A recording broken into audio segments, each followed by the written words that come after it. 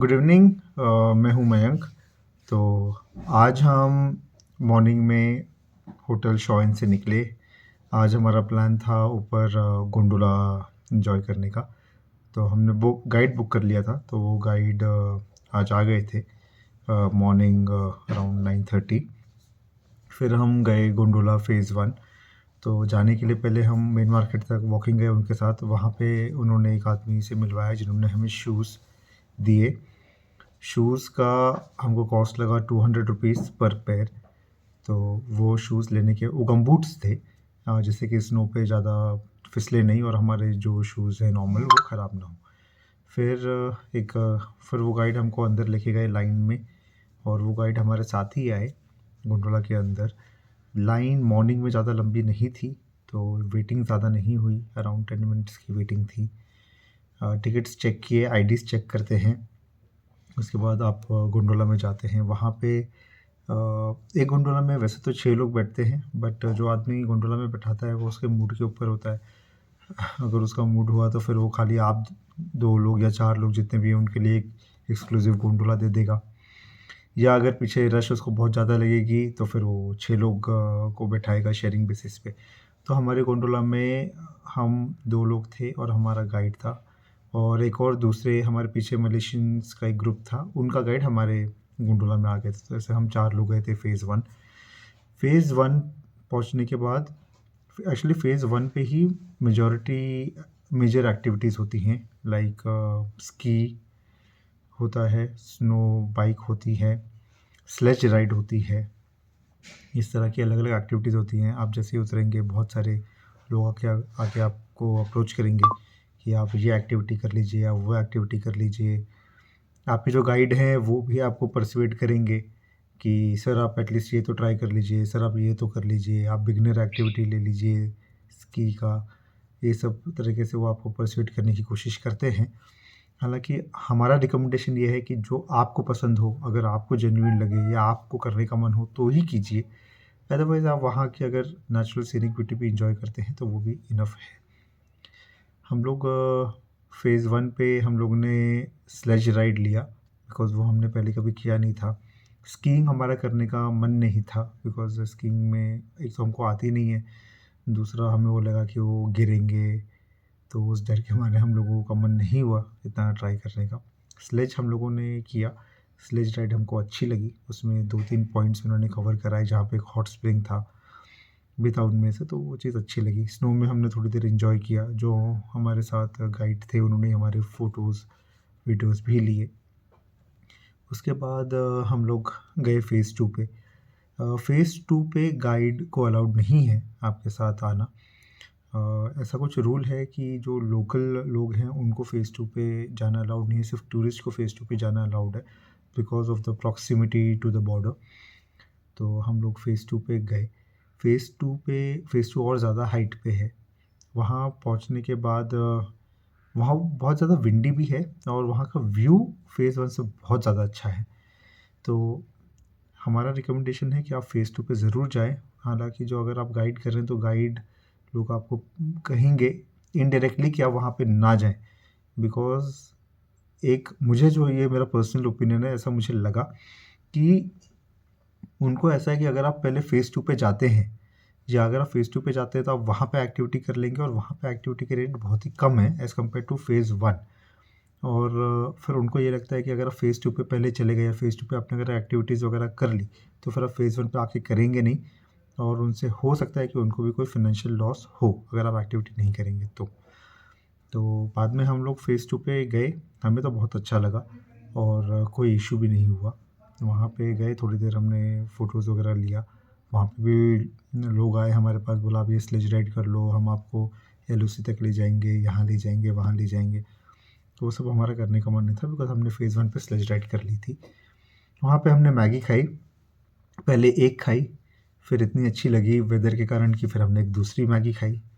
फिर वो भी इतनी अच्छी लगी, मन नहीं भरा, तो हमने एक तीसरी मैगी भी खाई।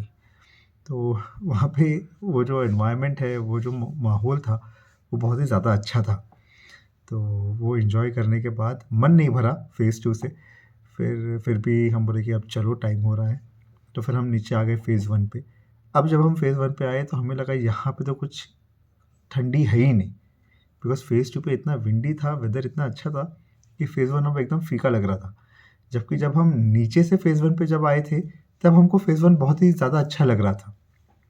तो ये कंपैरेटिव डिफ़रेंस हो जाता है एक एरिया का, एक एनवायरनमेंट का। फिर हम फ़ेज़ 1 पे वापस नहीं रुके ज़्यादा, फिर हम फ़ेज़ 1 से सीधा ग्राउंड पे आ गए। आके फिर हमने अपने शूज़ वग़ैरह वापस लिए पहने। फिर गाइड हमारा आ गया था हमें ड्रॉप करने के लिए। फिर वहाँ पे हम रुके थे हमारी गाड़ी आने का। फिर हमारी गाड़ी आई। फिर हम गाड़ी में बैठे और हम फिर निकले श्रीनगर के लिए। रास्ते में हम लोग टंगमर्ग में रुके लंच के लिए। होटल पाइन व्यू रेस्टोरेंट है, वहाँ पे हमने लंच किया। वो रेस्टोरेंट में वेज और नॉन वेज का अलग अलग सेक्शन है, दोनों के किचन्स वगैरह भी अलग हैं, तो हमें थोड़ा सा हाइजीनिक लगा, तो हम वहाँ पे रुके थे लंच करने के लिए। वहाँ पे लंच करने के बाद हमारा जो लोकल गाइड था, याकूब जी नाम है उनका, तो वो टंगमर्ग के थे, तो वो टंगमर्ग तक हमारी गाड़ी में आ गए थे। टंगमर्ग में वो उतर गए। उनके चार्जेस थे 700 रुपीज़। वो पूरे दिन आपके साथ रहते हैं गोंडोला जाके वापस आने तक, तो उनको हमने उनके चार्जेस दे दिए। फिर हम गाड़ी में बैठे, हम निकले श्रीनगर के लिए। काफ़ी अनइवेंटफुल था और तो कुछ था नहीं, थक गए थे, थोड़ी देर सो लिए गाड़ी में। श्रीनगर पहुँचे। अब जो हमने श्रीनगर में होटल किया था अगले 2 दिन के लिए, वो हमने किया था होटल बॉलीवुड ग्रैंड। ये होटल मेन डल लेक के का जो फ़ेमस बॉलीवुड रोड है वहाँ पे है, प्राइम लोकेशन में है। तो होटल से ही डल लेक का व्यू भी दिखता है। से शिकारा वगैरह के जितने भी घाट हैं, वो सब आपके सामने ही हैं। ये होटल घाट नंबर 10 के सामने है और आसपास काफ़ी दुकानें भी हैं। तो अब शाम को हम लोग होटल से जब निकले तो घूमने के लिए भी काफ़ी अच्छा लगा। और रेट्स वगैरह यहाँ पे, अब जैसे डे 1 पे हमें ड्राइवर एक शॉप पे ले गए थे, तो वहाँ पे जो रेट्स थे, फिर जब हम खुद से शॉप्स पे गए, वहाँ पे जो रेट्स थे उसमें ज़मीन आसमान का अंतर था। स्तुति को तो बार-बार ये फीलिंग आ रही थी, अरे हम तो लुट गए, हम तो लुट गए। बट ठीक है, अपना-अपना एक्सपीरियंस था। हमारी ट्रिप में जो भी चीज़ें हमको थोड़ी-सी अटपटी लगी या जो चीज़ें हमारे साथ हुई और हम आपको शेयर करेंगे कि आपके साथ ना हो, उसके लिए हम एक अलग से वीडियो बनाएँगे। तो उनमें हम खाली ये वाले इंसिडेंट्स हाइलाइट करेंगे, जो हम आपको सजेस्ट करेंगे कि आप ये चीज़ें अवॉइड कीजिए। अगर आपके साथ ऐसा हो रहा है, तो ये चीज़ आप आइडेंटिफ़ाई कर सकें। तो इस पार्ट को मैं भी एक बार के लिए स्किप करता हूँ। तो फिर शाम को हम गए, वॉक किए। पास में एक बहुत ही अच्छी बेकरी है। डल लेक पे वो बेकरी काफ़ी फ़ेमस है, मैं नाम अभी भूल रहा हूँ। वीडियो जो इसके पीछे वाला वीडियो आएगा, इसके बाद वाला वीडियो, उसमें आपको उसका नाम बता देंगे। वो आप ज़रूर से ट्राई कीजिएगा। आस-पास शॉप्स काफ़ी अच्छी सारी हैं, घूमते-घूमते आप एक्सप्लोर कर सकते हैं। लोकल मार्केट भी किसी कभी-कभी लगता है, स्ट्रीट मार्केट शाम को, वो आप एन्जॉय कर सकते हैं।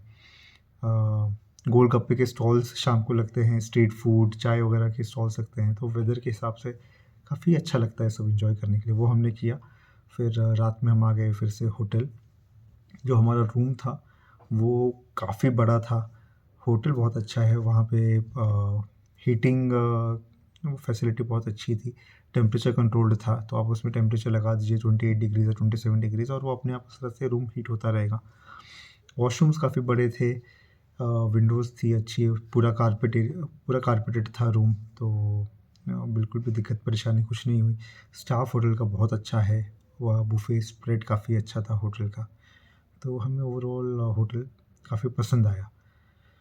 तो ये था आज का दिन हमारा। और आई होप आपको हमारा व्लॉग अच्छा लग रहा है और हमारी ट्रैवल जर्नी जितना हम एंजॉय कर रहे हैं रियलिटी में, उतना तो नहीं, बट आई होप देखते हुए आप भी वर्चुअली हमारी वीडियोस एंजॉय कर रहे होंगे। आपके कोई भी क्वेश्चंस होंगे या आपका फीडबैक होगा, वो ज़रूर से हमें कमेंट्स में लिख के बताइए। Will be more than happy to answer it या take it as a feedback, और हम अपना अगला वीडियो उस तरह से और इम्प्रूव कर सकें। Thank you, stay tuned.